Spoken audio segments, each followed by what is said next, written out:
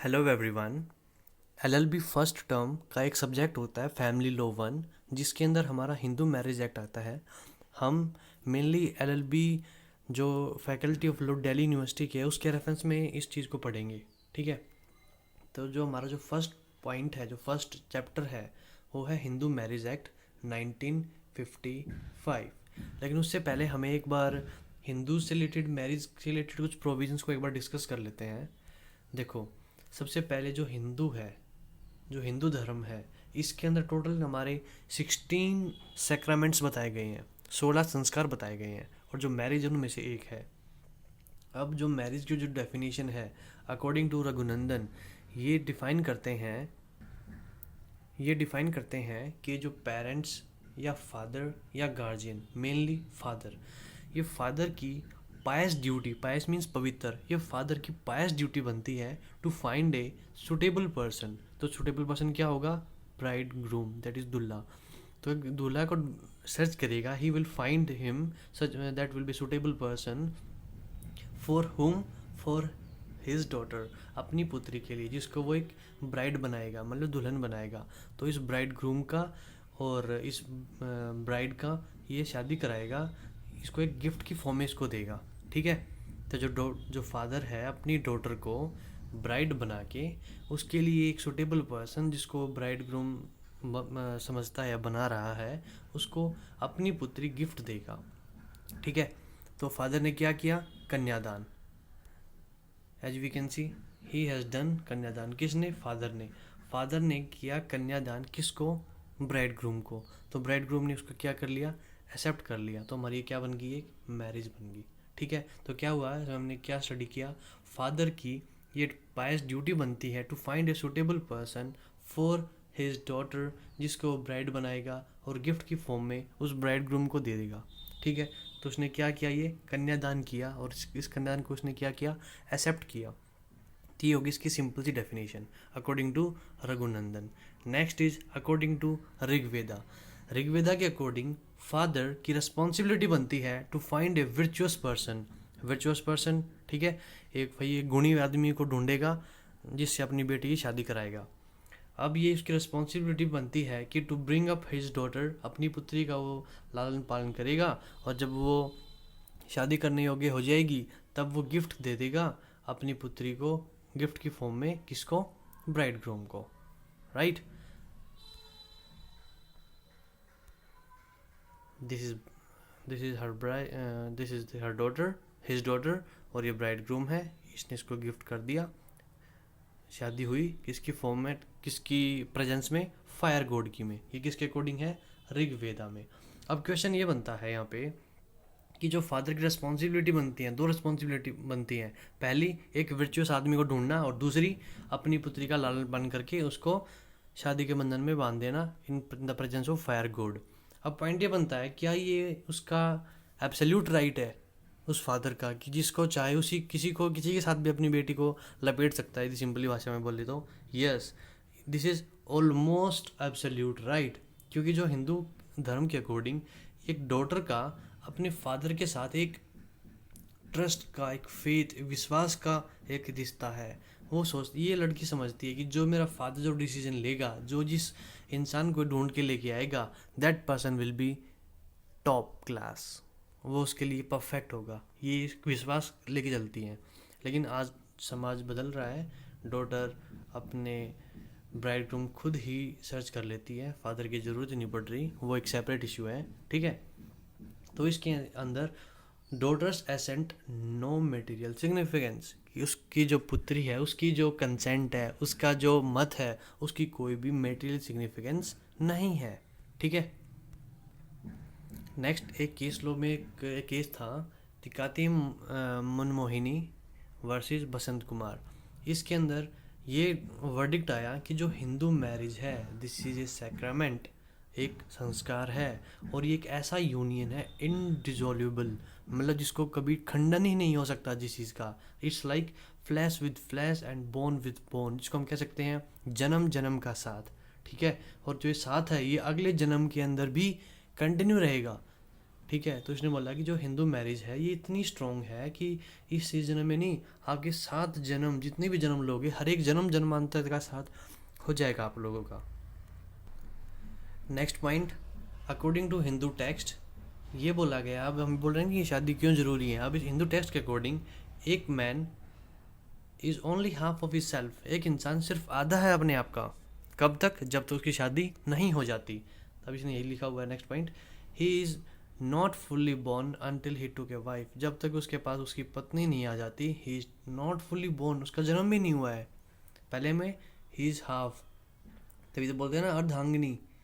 He is just a half of a body and he needs another half. And next point, only after marriage he becomes complete, शादी के बाद ही इंसान complete होता है। It also applicable to the wife side also.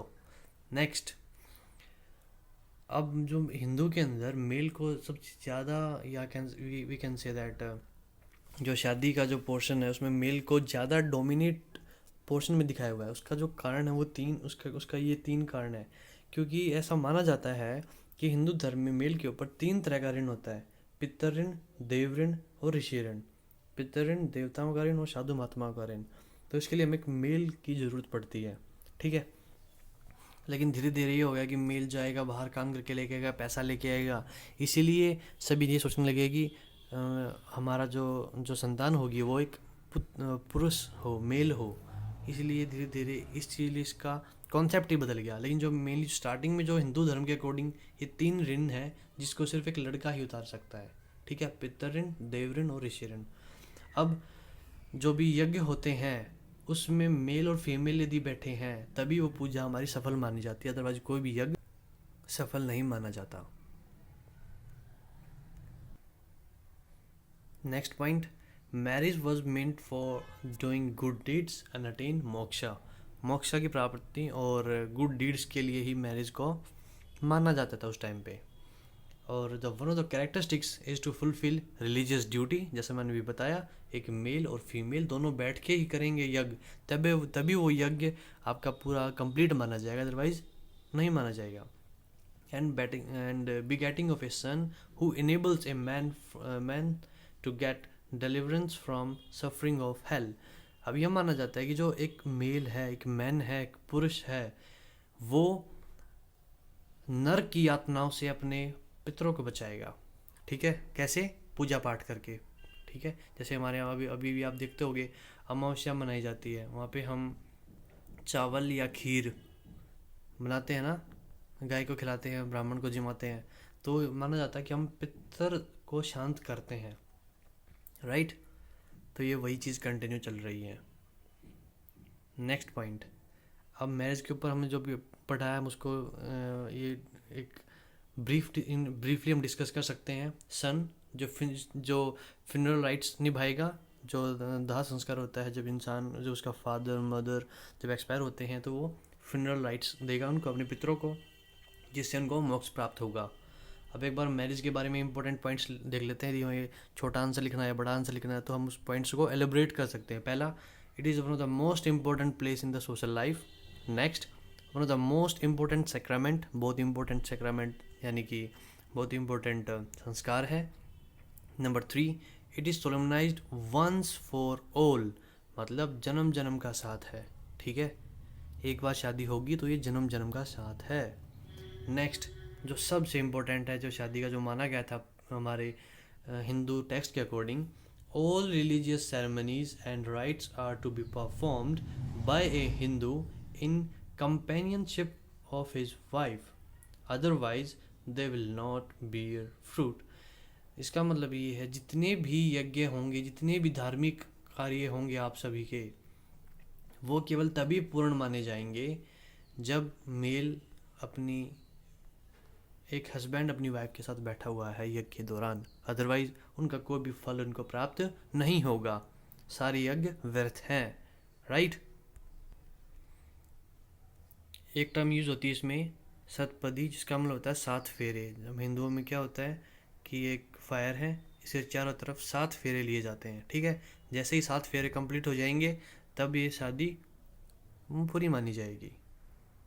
Next point, nature of Hindu marriage, अभी तक नहीं पढ़ा हिंदू मैरिज होती क्या, उसके पॉइंट्स सारे पॉइंट मैंने डिस्कस कर लिए हैं, आप सभी को लिख दोगे इसको, ठीक है। अब नेचर के बारे में, पहला सैक्रामेंट, जो भी हमने अभी तक बात करी वो सारा सैक्रामेंट ही था, ठीक है। कि यज्ञ जो है पूरा नहीं माना जाएगा बिना हस्बैंड वाइफ के, दोनों को साथ होना बहुत ज़्यादा ज़रूरी है। अब इसका एग्जांपल आप दे सकते हो, जब भगवान राम लंका से जीत के जब वापस अयोध्या आ गए थे, उस टाइम पे उन्होंने एक यज्ञ करवाया था, ठीक है। तो उसमें उन्होंने, क्योंकि उस टाइम पे जो सीता है, Sita was outside, she was not living in the palace, वो महल में नहीं थी, she was living in the forest, वो जंगल में रह रही थी उस टाइम पे। लेकिन भगवान राम ने उनकी एक मूर्ति स्थापित करवाई और अपने साथ बैठाया, तभी उनका ये वो अश्वमेध यज्ञ जो था वो पूरा हुआ, ठीक है। तो ये हमारे जो हमारी एपिक स्टोरीज हैं उनके अंदर भी ये पॉइंट लिखे हुए हैं। नेक्स्ट, धीरे धीरे जब सोसाइटी इवोल्व हुई तो दोनों के बीच में, हस्बैंड एंड वाइफ के बीच में झगड़ा होना स्टार्ट हुआ, ठीक है। तो जब स्टार्ट हो गया झगड़ा तो उन्होंने धीरे धीरे क्या, तो धीरे धीरे जो लॉ है वो इवोल्व होता गया और ये बताने लगे कि जो सैक्रामेंट है ये एक कॉन्ट्रैक्ट भी है, क्योंकि there is exchange of gift with, though there is no consideration but still there is exchange of gift, so it is a contract also, ठीक है। तभी कोई ये पूछ ले क्या हिंदू मैरिज एक्ट कॉन्ट्रैक्ट है, हाँ ये बिल्कुल कॉन्ट्रैक्ट है, और ये कॉन्ट्रैक्ट आप कभी भी तोड़ सकते हो, लेकिन उसको उसकी कुछ कंडीशंस होती हैं, वो हम नेक्स्ट आगे पढ़ेंगे जब हम डाइवोर्स को डिस्कस करेंगे कि कौन कौन से वो पॉइंट्स हैं, फैक्टर्स हैं जिसके ऊपर आप दोनों अलग हो सकते हो, आपका जो कॉन्ट्रैक्ट है ये ब्रीच हो सकता है, ठीक है। और ये पनिशेबल भी है, हम आगे पढ़ेंगे इसी चीज़ को आगे, ठीक है। Next point is essential elements of a valid Hindu marriage as पर हिंदू मैरिज एक्ट 1955। अब देखो, एसेंशियल एलिमेंट्स हैं हमारे 5 और सेक्शन भी है 5 में डिस्कस, सिंपल है।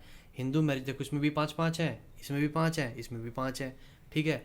तो हिंदू मैरिज एक्ट के जो 5 के अकॉर्डिंग जो 5 एसेंशियल्स हैं हिंदू मैरिज के लिए वो ये 5 हैं। पहला, मोनोगेमी, कि सिर्फ हस्बैंड और वाइफ की सिर्फ एक ही बार शादी हुई हो, मतलब उस टाइम पे, during that time they should be married only once, एक ही टाइम पे एक बार। यदि शादी हो गई है, यदि डाइवोर्स ले लिया, then again they can get married, लेकिन एक टाइम पे they can marry only one person, एक टाइम पे केवल एक ही जीवन साथी होता है उनका, ठीक है।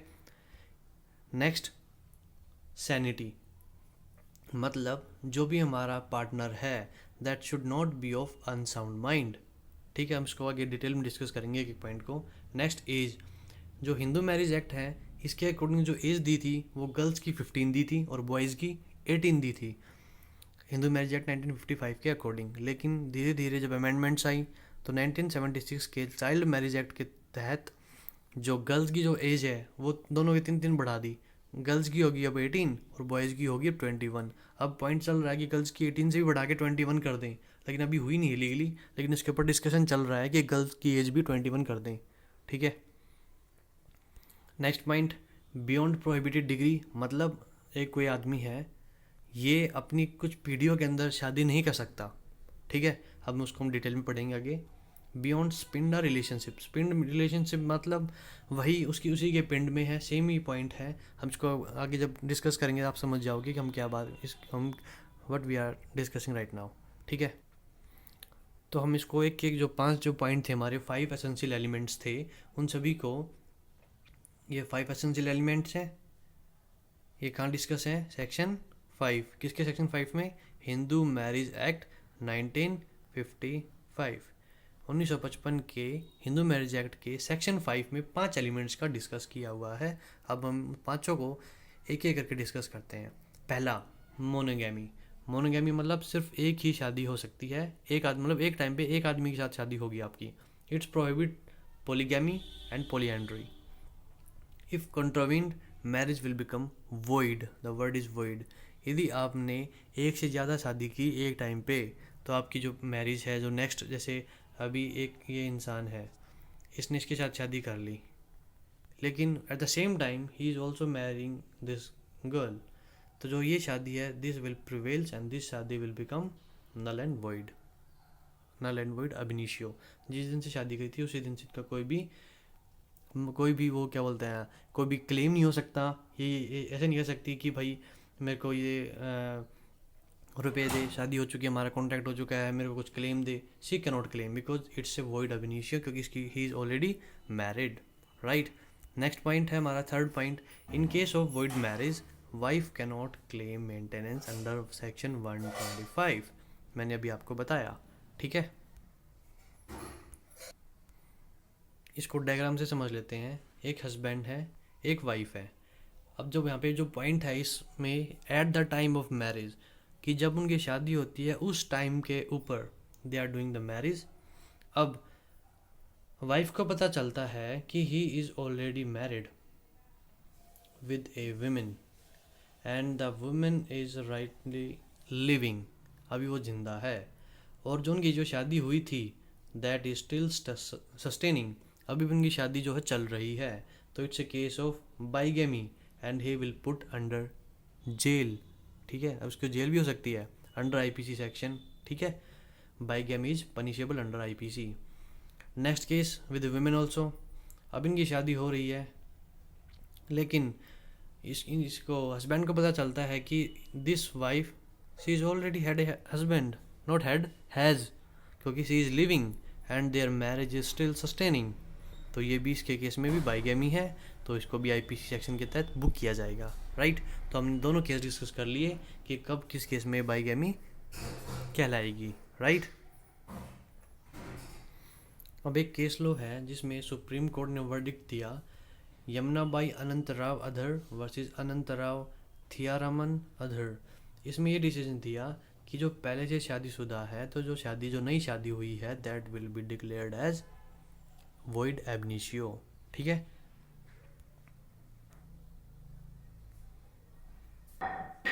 Next point is sanity which is discussed in section 5 sub clause 2।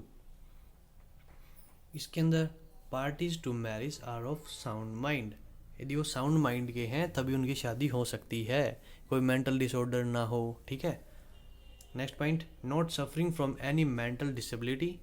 Next, parties must be mentally fit, the word is they should be mentally fit to give valid consent, वो मेंटली फिट होने चाहिए जो एक valid consent दे सके to marriage, ठीक है।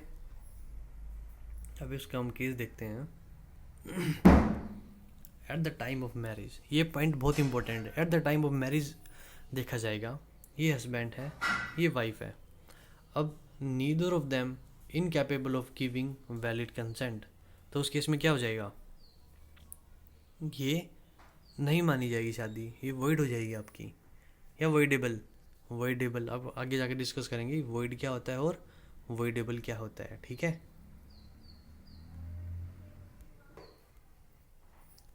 Marriage law amendment 1976, उसमें इससे पहले और इसके बाद उन्होंने क्या चेंज किया, इसके अंदर क्या अमेंडमेंट लेके आए। पहले ये था कि सैनिटी के लिए हम मेंटल इनकैपेसिटी देखेंगे, जिसमें सिर्फ दो ही चीज़ देखी जाती थी, इडियोसी और ल्यूनेसी। यदि किसी तरह के दौरे पड़ते हों या वो इडियट टाइप का इंसान हो, यदि ये दो चीज़ देखी जाती थी। लेकिन इसके बाद इन्होंने मेंटल इनकैपेसिटी के अंदर बहुत सारी चीज़ों को इंक्लूड कर दिया, जैसे कि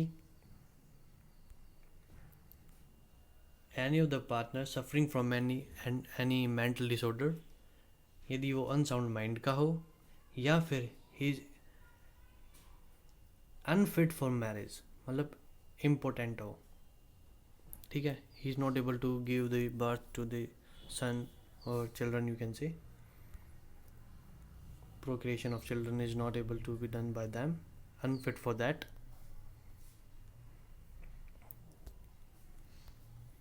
अब इसमें एक केस आया था, इसमें इन्होंने एक वर्ड ऐड कर दिया एंड का, कि to extend unfit for marriage and for procreation of children. तो एक केस हुआ था अलका शर्मा वर्सेस अभिरेश चंद्र शर्मा। तो उसमें ये बोला कि इस एंड का मतलब क्या है, क्या दोनों कंडीशन होनी ज़रूरी है। इन्होंने बोला नहीं, इसका मतलब है और भी, इन दोनों में यदि कोई भी एक कंडीशन यदि है, तो यदि एक भी कंडीशन फुलफिल नहीं हो रही तो भी वो शादी वैलिड आपकी नहीं मानी जाएगी, ओके। दोनों होने की ज़रूरत नहीं है। नेक्स्ट, इंसेन हो या इनसैनिटी हो तो ये हमारी कैसी बन जाती हैं, वॉइडेबल। ये वॉइड मैरिज नहीं होती। अभी ये केस था एक अजीत राय शिवा वर्सेस बाय वसुमती, इसके अंदर ये बोला कि these are voidable marriage. Void नहीं होती। वॉइड का मतलब क्या होता है कि स्टार्टिंग से ही वॉइड है। जैसे एक इंसान ने बाईगेमी कर ली तो this is a void marriage, you cannot do two marriage at the same time. This word is voidable. Voidable का मतलब ये होता है ये केवल वॉइड तभी बनेंगी यदि एग्रीव्ड पर्सन ने उनके खिलाफ कंप्लेंट करी। यदि आपको पता है कि जैसे ये हस्बैंड है, ये वाइफ है, इस वाइफ को पता है कि ही इज़ ए इडियट और ही इज़ इनसेन, सो यदि इसको दौरे पड़ते हैं और शादी से पहले इन्होंने बताया नहीं कि इसको दौरे पड़ते हैं, then she can go to the court. Court will say yes you are right, इसको तो पहले दौरे पड़ते थे, अब आपकी शादी वैलिड नहीं मानी जाएगी। ठीक है, तो अभी हमने डिस्कस किया वॉइड और वॉइडेबल। तो वॉइड सेक्शन 11 में डिस्कस्ड है एंड वॉइडेबल अंडर सेक्शन 12। अब नेक्स्ट पॉइंट, जो थर्ड पॉइंट था, age of the party at the time of marriage कितनी थी। हिंदू मैरिज एक्ट के तहत 15 गर्ल की and 18 for the boy, but it has been raised, इनकी तो होगी 21 और गर्ल की होगी है 18। अब इसको बढ़ाने का कह रहे हैं कि हम इसको 21 तक लेके जाएंगे गर्ल्स की। ठीक है, ये वही चीज़ है। एज ब्राइड ग्रूम और ब्राइड की, इनकी थी 15 या इनकी थी 18, अब इसको कर दिया 21 under by the 76th marriage amendment act, और इसको कर दिया है 18। एंड यदि ये लड़की 15 साल से छोटी थी उस टाइम पे, उनके पेरेंट की कंसेंट रिक्वायर्ड थी। ये वही लिखा हुआ है, child marriage restraint amendment act 1978 not 76। I told you the wrong data. The age 21 and 18. So if this rule is broken, then this is not a void marriage, this is not avoidable। जैसे कि लड़का था 20 साल का, लड़की थी 19 साल की। लड़की तो थी लेकिन लड़का वॉज नॉट लीगली अलाउड, शादी कर ली, लड़का हो गया 22 साल का। 3 साल बाद पता चलता है ये होगी 21 साल की। ठीक है, सॉरी 2 साल बाद पता चलता है ये होगी 22 साल का, ये होगी 21 साल की। तो क्या ये वैलिड मैरिज होगी या इवॉइडेबल हो जाएगी। वॉइड या वॉइड है, वैलिड है या फिर वॉइडेबल है। दिस इज़ वैलिड, बट इसके तहत इनको पनिशमेंट दी जाएगी क्योंकि इन्होंने कानून तोड़ा है। अब पनिशमेंट कितनी होगी वो लिखी हुई है सेक्शन 18 सब क्लोज ए। ठीक है, ऐसे सेक्शन पढ़ोगे ना 1 2 3 4 5 तो याद नहीं रहेंगे हमें सेक्शंस। जैसे अभी यहाँ पे पॉइंट आया एज का, तो हम यहाँ पे सेक्शन पढ़ लो कि सेक्शन 18 में क्या लिखा हुआ है। यदि एज को ब्रीच किया तो आपको सेक्शन 18 में जो सज़ा लिखी हुई है, शायद 15 दिन की है, हम देखेंगे उसको कितनी लिखी हुई है, हम उसको एक बार देखेंगे। ओके, अब मैरिज से रिलेटेड एक केस आया था दुर्योधन वर्सेस बेंगावती। इसके अंदर उन्होंने जजमेंट दिया कि जो मैरिज तो रहेगी इनकी वैलिड, लेकिन उनको पनिशमेंट दी जाएगी। ठीक है, ये वही चीज़ लिखी हुई हिंदी में। यदि लड़की 15 साल की आयु से पहले शादी कर लेती है तब, और 18 साल से पहले यदि उसको ये लगता है कि उसे she don't want to be in that marriage, then she can file the divorce in the court and court will definitely gonna make her free from that marriage. Okay, next the most difficult point, Hindu marriage act 1955 के section 5 के सब close 4 में beyond prohibited degree. इसका मतलब क्या है, ये एक आपका दायरा है, आप इस दायरे के अंदर शादी नहीं कर सकते। तब इस दायरे के अंदर कौन कौन आएगा, यही हमारा पॉइंट है, you cannot marry in that this दायरा। अब ये दायरा क्या है इसको देख लेते हैं एक बार।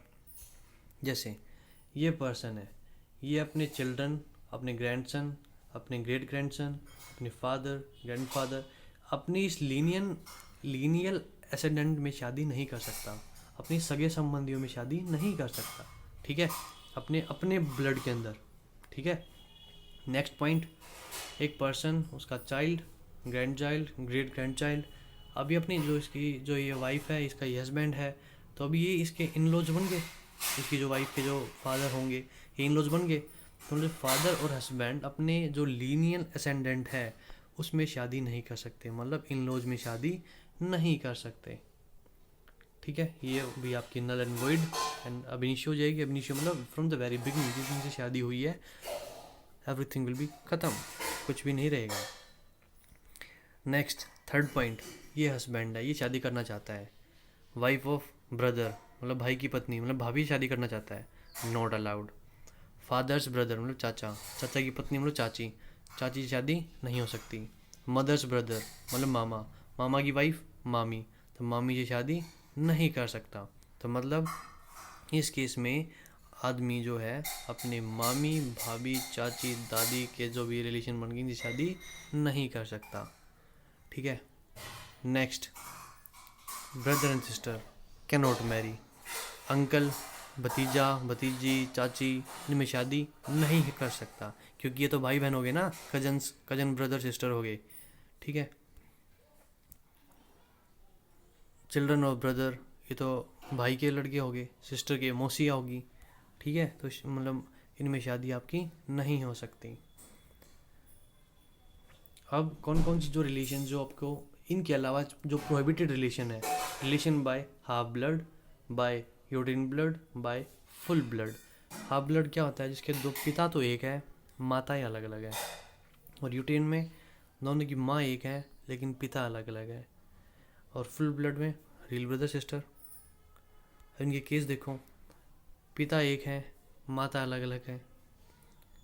माता अलग अलग कब हो सकती हैं? एक ही इंसान था, इसने शादी करी किसी भी लड़की के साथ, अब इनका एक बच्चा हो गया, ये एक्सपायर होगी, इसने एक नई शादी कर ली, उनसे भी एक बच्चा आया। तो जो ये है, ये दोनों स्टेप, इसका एक स्टेप सन हो गया, जो ये है इसका ये स्टेप सन मान सकते हैं हम।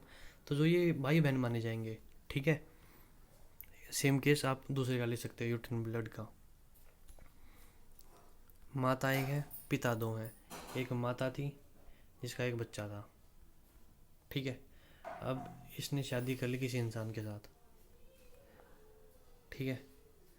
तो इसका बाप कोई और था, अब इसका बाप कोई और बन गया। ठीक है। तो इसके फादर तो अलग अलग हो गए। ठीक है ना, लाइक दैट। शायद मैं कुछ गलत बता गया यहाँ पे, आप देख लेना। ठीक है। Next point is blood relation. दो तरह की होती हैं, एक लेजिटिमेट और एक इलेजिटिमेट, कि आप समाज के सामने ढोल नगाड़े बजा के शादी करते हो, और एक समाज के पीछे चुपचाप चोरी छिपे। इनमें भी शादी बेशक किसी में भी करी हो शादी आपकी, आप शादी नहीं कर सकते। नेक्स्ट, ब्लड वही सिस्टर ब्रदर में हम शादी नहीं कर सकते। नेक्स्ट, अडॉप्शन दत्तक पुत्र, इसमें भी आप शादी नहीं कर सकते। जैसे कोई भी एक लड़का है, उसका एक फादर, उसने एक लड़का अडॉप्ट कर लिया,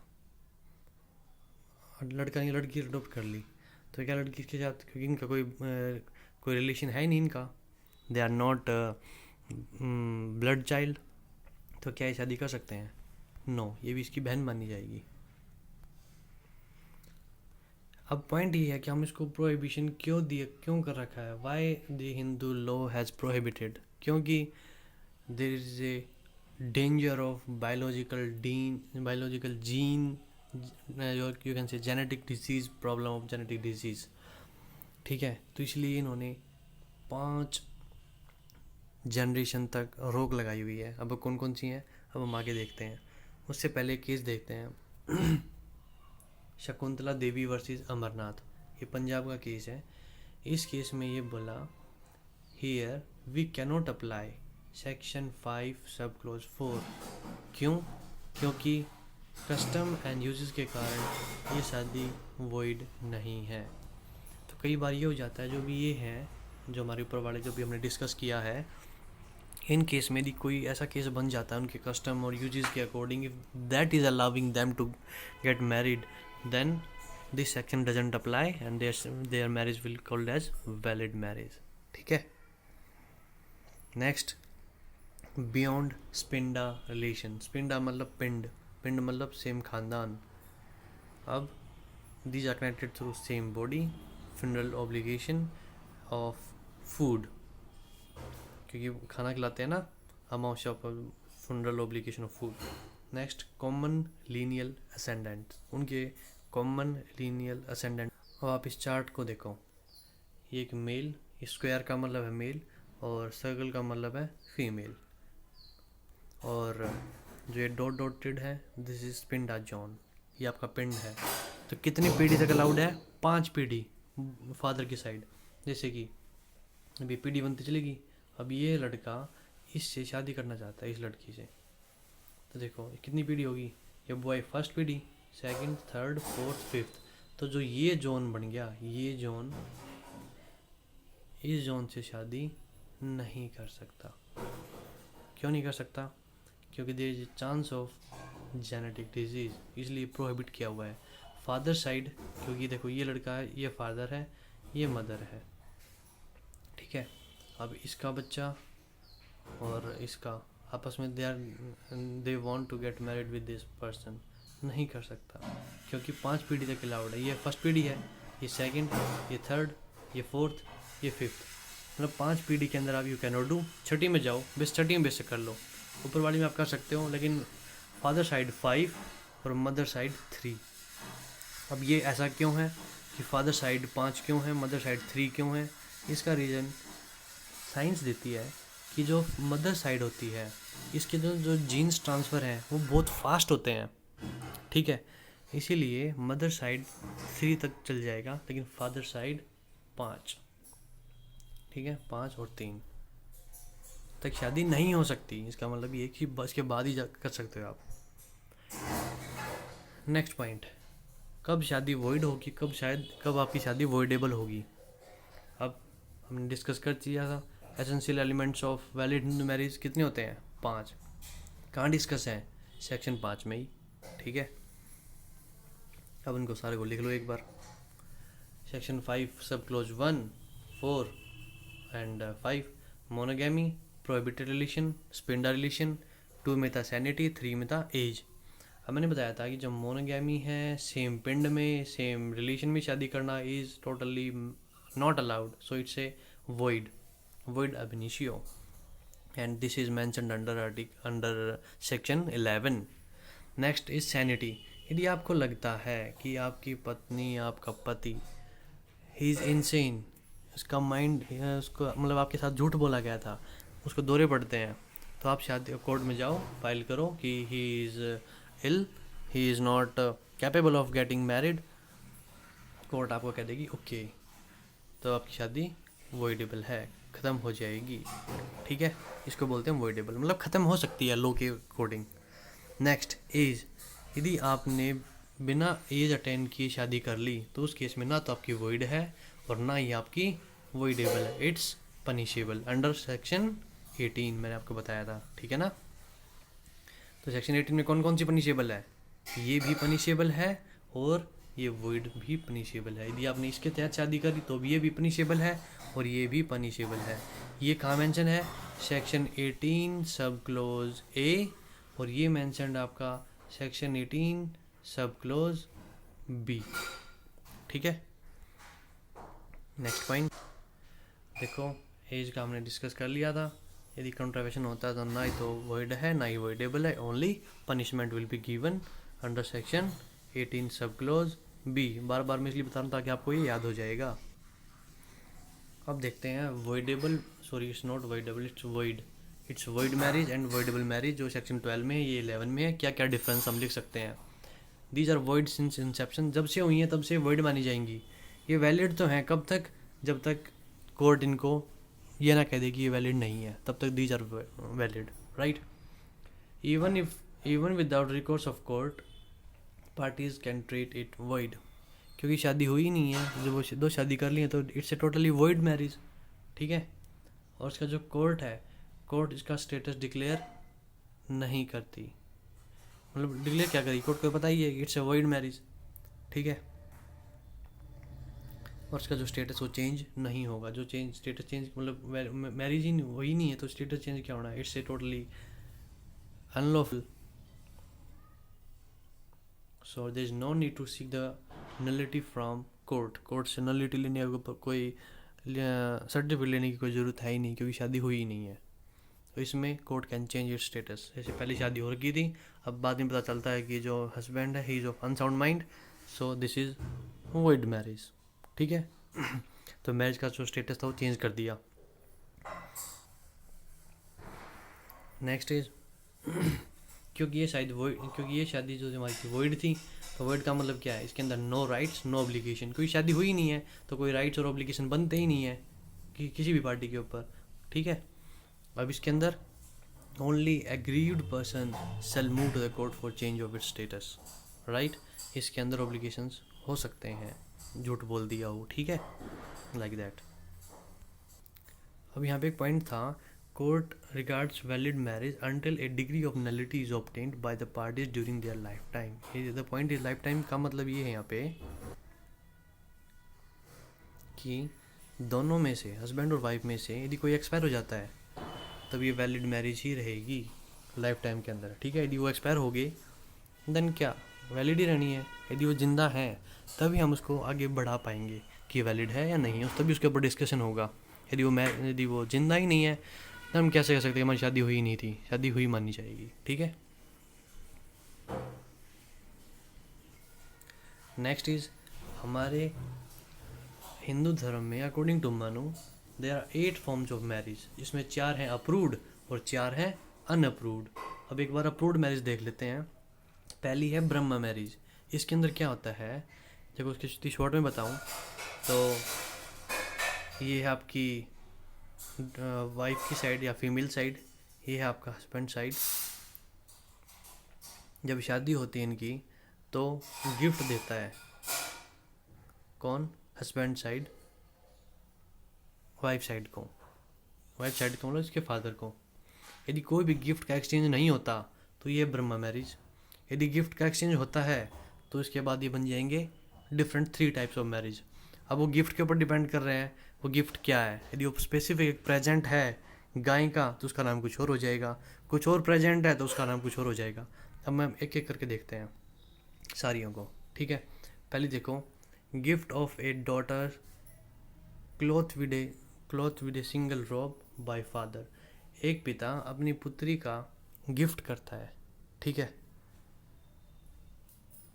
टू ए लर्न मैन, एक पढ़े लिखे इंसान को जो किस चीज़ का ज्ञान हो, वेदास का, who is invited by the father of damsel. Damsel मतलब अनमैरिड गर्ल, उसके फादर के द्वारा, जैसे बारात लेके जाते हैं ना, इनविटेशन पूरे जो भी सगे संबंधी हो जाते हैं, तो इस केस में गिफ्ट कर दिया, अपनी पुत्री को गिफ्ट कर दिया एक cloth with a single robe, सिर्फ एक वस्त्र के साथ उसको गिफ्ट कर दिया किस इंसान को जो एक लर्न मैन है वेदास में, invited by the father of damsel.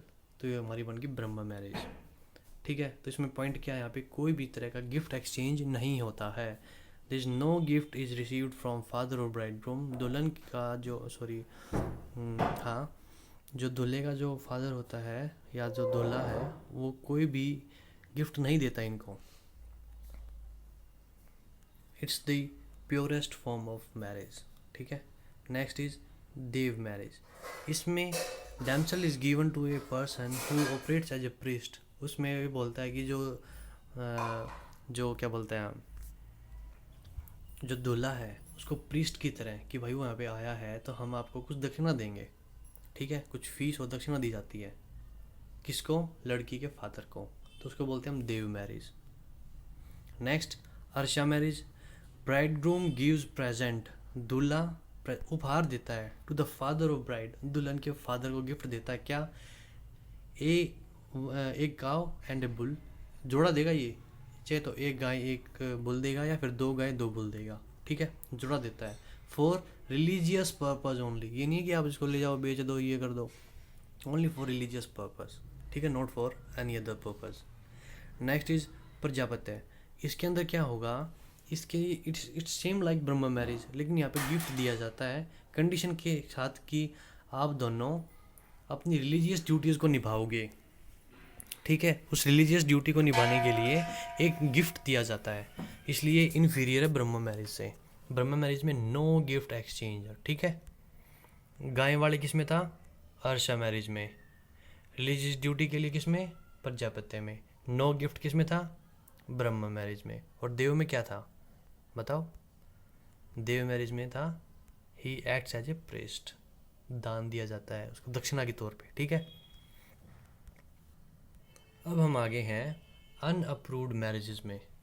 जिसका नाम है फर्स्ट जो है असुर मैरिज, जिसके अंदर क्या होता है, जो ब्राइड ग्रूम है, दूल्हा है, वो लड़की के फादर को फोर्स करता है कि आपकी बेटी की शादी मेरे से कर दो, जैसे फिल्मों में होता है, मैं आपको धन दौलत दे दूंगा। तो जो फादर है वो लोभ में, लालच में अपनी बेटी की शादी इससे कर देता है। तो वह फोर्सफुली की गई लालच के अंदर। तब इसमें देखो, व्हेन ब्राइड ग्रूम मतलब दूल्हा gives as much wealth to the parents of damsels to marry her, it is like sale of damsels for pecuniary benefits. ठीक है, वही चीज़, तो इसको बोलते हैं हम असुर marriage. Next is Gandharva marriage. इसके अंदर क्या होता है, एक लड़का और लड़की अपनी मर्जी से, म्यूचुअल कंसेंट से दे गेट मैरिड। ठीक है, just for the sensual inclinations, just they get sexually attracted to each other and they get married, इसको बोलते हैं हम गंधर्व। नेक्स्ट इज राक्षस मैरिज। इसमें क्या होता है, seizure of a maiden by force from her house while she weeps and calls for assistance after her kinsman slain in battle or war। युद्ध में होता था ना, जैसे फिल्मों के अंदर, वो रो रही है, चिल्ला रही है, लेकिन उसकी मर्जी के खिलाफ जो उसके किन्समैन जो हेल्प करने वाले थे वो बैटल में मारे जा चुके हैं, and still she is, you can say, होता था ना एक ये वन साइड वो है, ये टू साइड है, इस साइड जाएंगे, इसको मार देंगे, फिर क्या जो भी बच्चियां हैं, वेमेंस हैं, उनके साथ उनको शादी रचाएंगे फोर्सफुली। तो ये है आपकी राक्षस मैरिज। और सबसे घटिया है वो है पिशाच मैरिज। इसके अंदर क्या होता है, it's the most reprehensible form who man who commits crime, it's like a crime of ravishing her, मतलब उसकी अस्मिता के साथ खिलवाड़ करना। जब वो सो रही है, making the physical contact, physical relations by intoxicating, उसको शराब पिलाया, कुछ भी नशा करा के, and in the state of mental disorder उसके साथ फिजिकल रिलेशन बनाना। All this is the worst form of, you can say, marriage, पिशाच फॉर्म। तो ठीक है, इस वीडियो में इतना ही है, नेक्स्ट वीडियो मिलते हैं। Okay, thank you.